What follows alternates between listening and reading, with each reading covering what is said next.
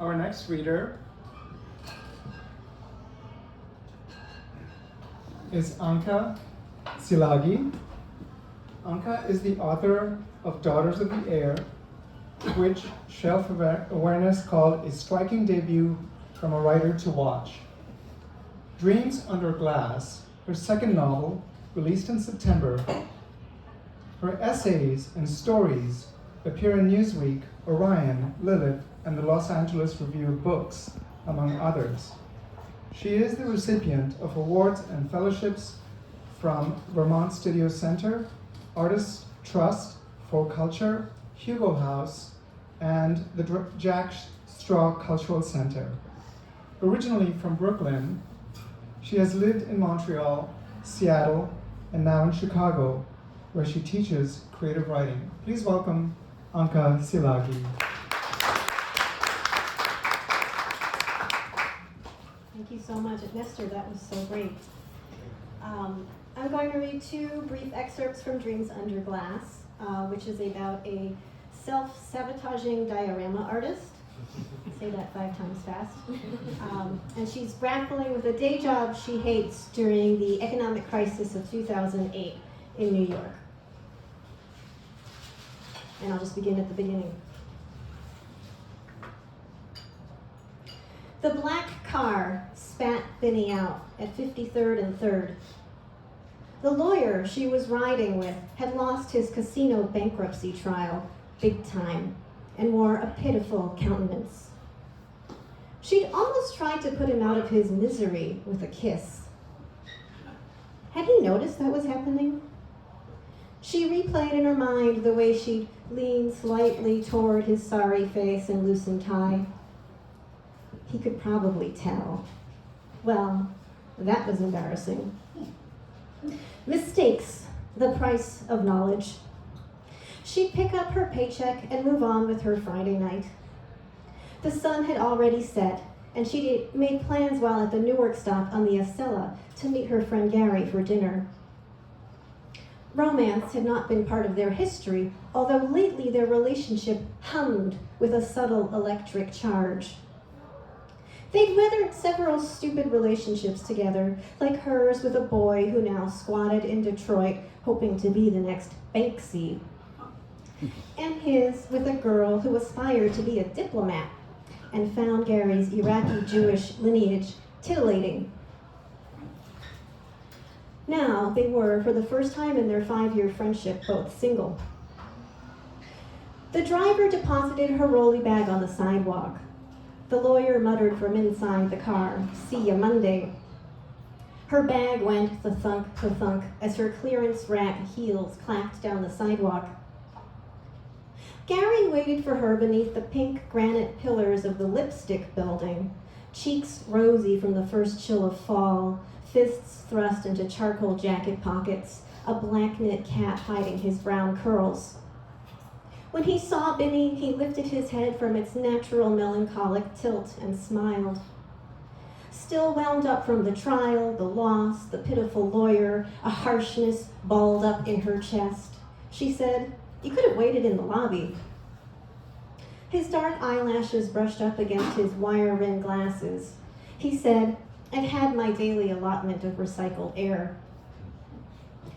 She softened and they hugged, their usual platonic, hips angled away from each other hug.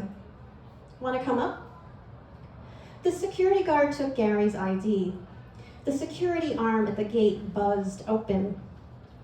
Binny imagined an art project using robotic arms. Gatekeepers, access, automation, articulated arms moving like octopi.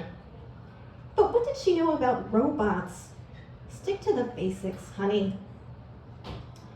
On a huge sign by the elevator bank, the law firm Latham & Watkins advertised its presence in the building, but there were countless other mysterious tenants, investment firms and hedge funds and whatnot, celebrity divorce attorneys. Binny had shared the elevator with Uma Thurman once, a story which her father found thrilling. He claimed she looked like her. "Hardly," she'd said. "Let's start with how short I am. How frizzy my brittle hair, how frail my bird bones." The firm she worked for, Capra, Zyman Baxter, or CZB, was nothing fancy compared to Latham and Watkins or Uma Thurman's divorce attorney. A boutique read scrappy firm with 3 partners, 1 full-time associate, Binny privately dubbed the Zombie, a rotating cast of part-time contract attorneys, and underlings like Binny. The elevator rocketed upward. Gary and Binny rode in silence, eyes glued to the TV screen. On the news ticker, Lehman Brothers was kaput. Its bankruptcy announced that Monday. Sarah Palin, the folksy, self-proclaimed maverick governor of Alaska, performed her hockey mom pitbull with lipstick shtick. And Stephen Hawking unveiled something called a corpus clock, a time eater. Before Binny could ask Gary if he remembered that old Robin Williams movie about yepicide, the door slid open with a ding and her phone buzzed. The building she works in, the lipstick building mentioned in this scene, is where the Bernie Madoff's offices were. And so later in the book, the Bernie Madoff scandal explodes, and Binny's following the news, watching news of suicides that occurred as a result. And then in my book, is the fictional part, the building is also infested with roaches. And this is just before the exterminator comes to deal with that issue. Binny imagines the building transformed into a giant art installation. And so this is what she imagines. Binny imagined the whole building empty, like the empty buildings of downtown Wilmington, only 100 times bigger and more catastrophic. What if the whole building, echoing, abandoned, became an art squat? The light would be different, of course. Not the harsh white flickering she'd become accustomed to, but the sun, fractured by the surrounding skyscrapers, the relentless curve of the lipstick building's stacked ovals. What would the thing be abandoned and given over to art? How many walls could be knocked down without the structure collapsing? How many panthers could she set loose? And what would it look like from across the street, watching them dart by the windows, sleek and black-furred and hungry, knocking over potted plants, heaps of black soil seeping from cracked terracotta as they lunged at the throats of hedge fund managers. Perhaps in the basement mailroom, a vast set of show-bright light bulbs, the kind that lined vanity mirrors in green rooms, walls lined with them to light the dark, to make the viewer squint. There would be a level replicating the experience of a migraine, floating lights, a slight hint of green on the walls, a bare floor scattered with dust and grit, and an enormous rusted pipe slowly rotating through one side of the space, slowly expanding and contracting, creaking as it went. There would be a floor dedicated to office supply hazards, stacks of paper, slippery linoleum, piles of glinting thumbtacks, errant staple guns shooting overhead. Walls lined with rusting paper cutters, their blades yawning open, apt to crash down any minute in a pile of corroded metal promising tetanus. Was this all derivative? Very well then, it shall be derivative. One floor would be frozen. She'd set the thermostat impossibly low and spray the place with liquid nitrogen. Icicles forming in ceiling grates. Was it the rings of hell she was constructing? Should there be a man in that ring eternally munching on his colleague's brain?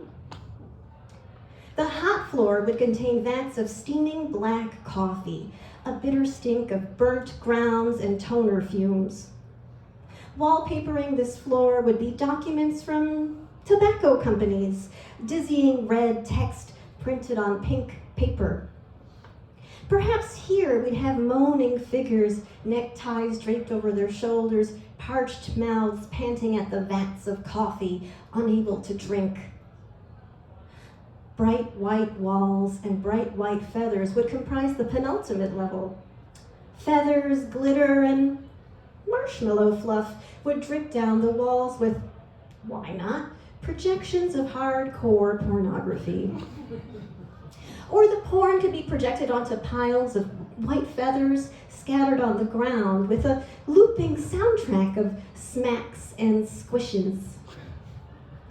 On the rooftop, the crown jewel, an enormous diamond-encrusted Buddha, his belly cut open so you could enter it. Warm and red inside, a mix of ruby rhinestones and winking LEDs and square packets of deep red liquid. The greatest surprise being the portal inside of the belly, swallowing you up, never to return.